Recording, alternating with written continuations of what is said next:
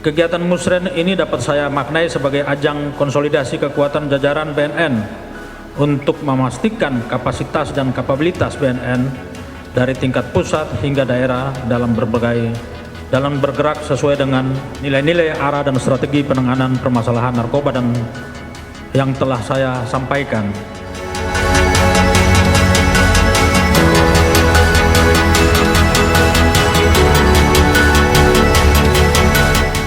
Momentum konsolidasi sangat penting untuk menakar tingkat kemampuan BNN dalam menghadirkan pelayanan terbaik kepada masyarakat dengan menjunjung tinggi etika dan profesionalisme, serta berorientasi pada legitimasi publik.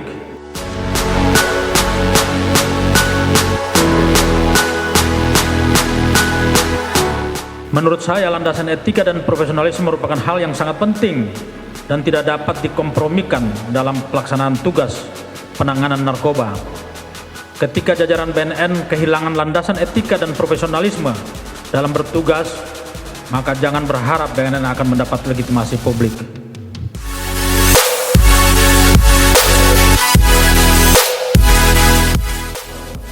BNN di masa mendatang harus mampu menghadapi berbagai perkembangan lingkungan strategis dan dunia yang berada dalam situasi VUCA world, di mana dunia telah berkembang sangat cepat dan tidak terduga, penuh ketidakpastian, uncertainty, semakin kompleks, complexity, dan penuh ambiguitas atau ambiguity. Oleh karena itu, BNN harus betul-betul siap menghadapi berbagai situasi dan kondisi di masa mendatang yang penuh ketidakpastian.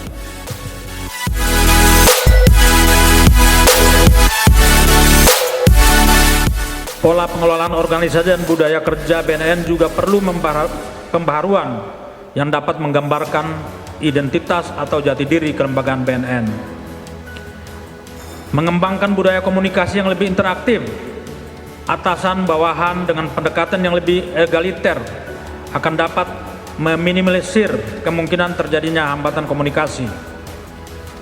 Namun demikian, dalam pelaksanaannya tetap dalam koridor etika dan kepatutan.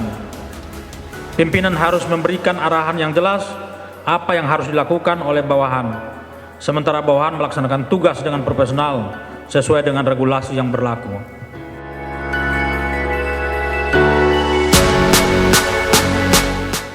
Pada kesempatan ini saya akan membacakan kesimpulan dan rekomendasi hasil musren yang akan menjadi landasan dalam pengelolaan tugas dan rencana program kerja BNN.